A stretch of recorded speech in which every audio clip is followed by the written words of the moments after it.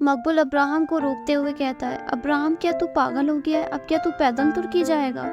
मकबूल की बात सुन अब्राहम नीले समंदर को देखते हुए कहता है, अगर पैदल जाने की नौबत आती तो मैं इसमें भी पीछे नहीं हटता, लेकिन फ़िलहाल तो मैं बाय ट्रेन तुर्की जा रहा हूँ। ये कहकर अब्राहम जाने लगता है। ये देख मकबूल फ़ौरन अपना बैग उठाकर उसके पीछे जाते हुए कहता है, अब्राहम मेरे लिए रुक यार, मतलब मैं यहाँ तुझे अपने साथ तुर्की ले जाने के लिए आया था और तू मुझे ही यहाँ अकेले छोड़कर जा रहा है। दोनों काफ़ी दूर तक यूं ही पैदल चलते रहते हैं। लगातार पैदल चलने से मकबूल की तो मानो जैसे हालत ही ख़राब हो जाती है। इसलिए मकबूल थक कर बीच हाईवे पर ही बैठ जाता है और ज़ोर ज़ोर से हाँफते हुए अब्राहम से कहता है, यार तू क्या मेरी जान लेना चाहता है क्या? हम इतनी देर से यूँ पागलों की तरह पैदल पे पैदल चले जा रहे हैं और मंजिल है कि मिलने का नाम ही नहीं लेती।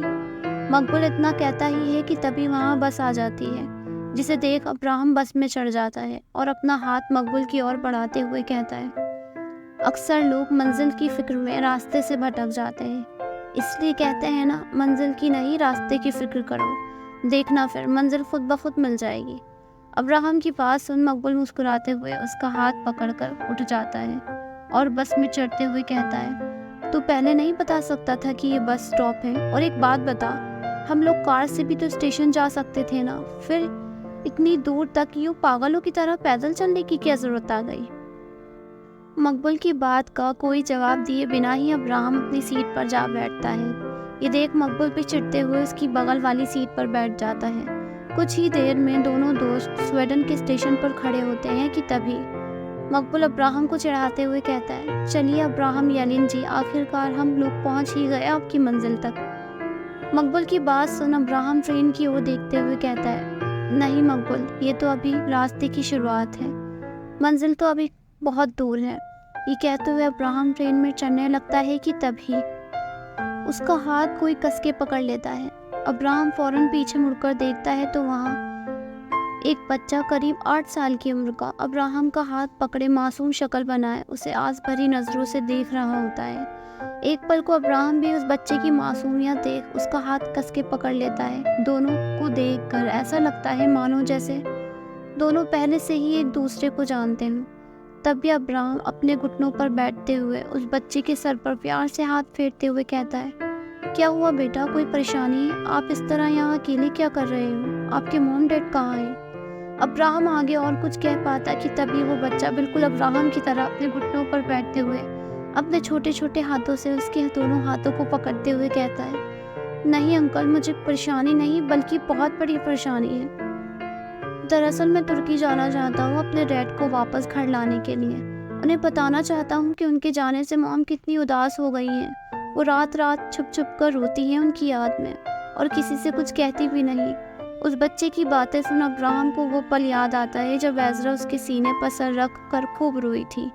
एज़रा को वो दर्द याद कर अब्राहम की आंखें नम हो जाती हैं और वो उस बच्चे से पूछते हुए कहता है, अच्छा एक बात बताओ, आपके डैड आपकी मॉम को क्यों छोड़कर चले गए? अब्राहम का सवाल सुन वो लड़का उदास होते हुए कहता है, अंकल बस यही तो प्रॉब्लम होती है बड़े लोगों की, ज़रा सी बात में यूँ नाराज़ होकर चले जाते हैं। बस मॉम डैड की भी ऐसे ही छोटी सी लड़ाई हुई थी जिसमें डैड नाराज़ होकर बिना मॉम को बताए तुर्की चले गए।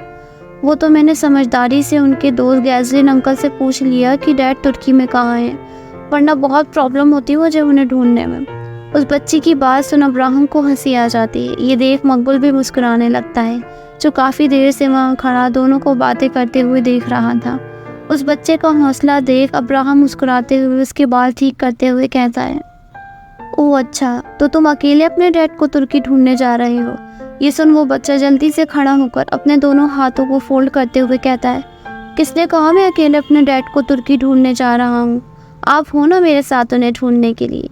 ये कहते हुए वो बच्चा अब्राहम के शोल्डर पर हाथ रख मुस्कुराने लगता है।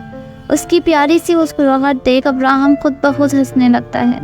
तभी वहाँ मकबूल ताली बजाते हुए आता है और उस बच्चे को गोद में उठाते हुए कहता है, वाह बेटा वाह, जो काम मैं नहीं कर सका वो तुमने इतनी आसानी से कर दिया। वाकई में दाद देनी पड़ेगी तुम्हारी हिम्मत की।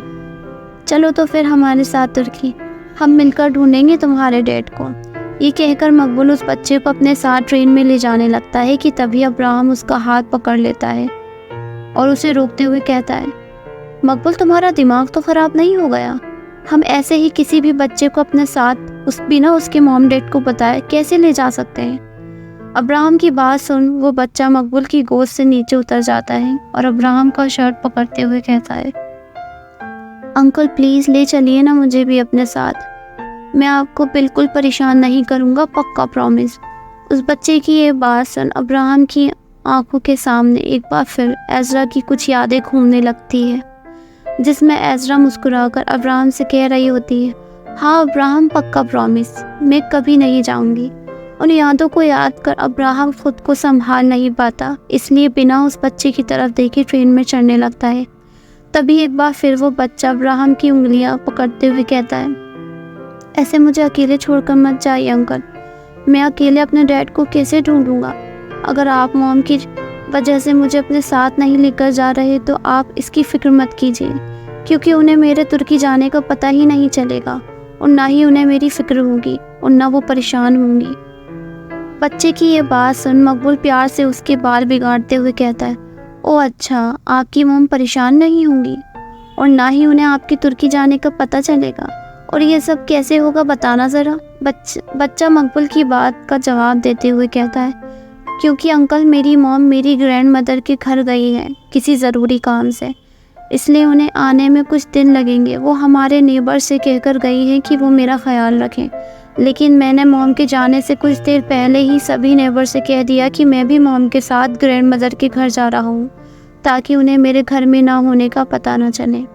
उस बच्चे की इतनी हिम्मत देख मकबूल की आंखें खुली की खुली रह जाती हैं और वो उस बच्चे का हाथ पकड़ते हुए कहता है, लगता है अब तो तुम्हें साथ लेकर ही जाना पड़ेगा। मकबूल ने इतना ही कहा होता है कि तभी अब्राहम उसे आवाज़ देते हुए कहता है, मकबूल चलो हमें देर हो रही है। ये सुन मकबूल उस बच्चे को देखते हुए कहता है, चलो बेटा चलने का टाइम हो गया।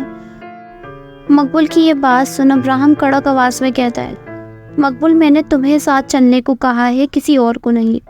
अब्राहम की बात सुन मकबूल कुछ बोलने ही वाला होता है कि तभी वो बच्चा अब्राहम का हाथ कस के पकड़ते हुए कहता है, आपको पता है अंकल, किसी अपने के दूर जाने से कितनी तकलीफ़ होती है। बस मैं मॉम की यही तकलीफ़ दूर करने के लिए तुर्की जाना चाहता हूँ, ताकि डैड को अपने साथ वापस ले आऊँ। इस बार बच्चे की बात सुन मकबूल भी अब्राहम के जवाब का इंतज़ार कर रहा होता है, क्योंकि मकबूल को अच्छे से पता है किसी अपने के दूर जाने का दर्द इस वक्त शायद अब्राहम से ज़्यादा कोई नहीं समझ सकता। दोनों अब्राहम के जवाब का इंतज़ार कर ही रहे होते हैं कि तभी अब्राहम ट्रेन में चढ़ जाता है और बिना पीछे देखे कहता है, अब जल्दी अंदर आओ दोनों, वरना ट्रेन मिस हो जाएगी। अब्राहम की बात सुन वो दोनों एक दूसरे की शक्ल देखते हैं और फिर मुस्कुराते हुए जल्दी से ट्रेन में चढ़ जाते हैं।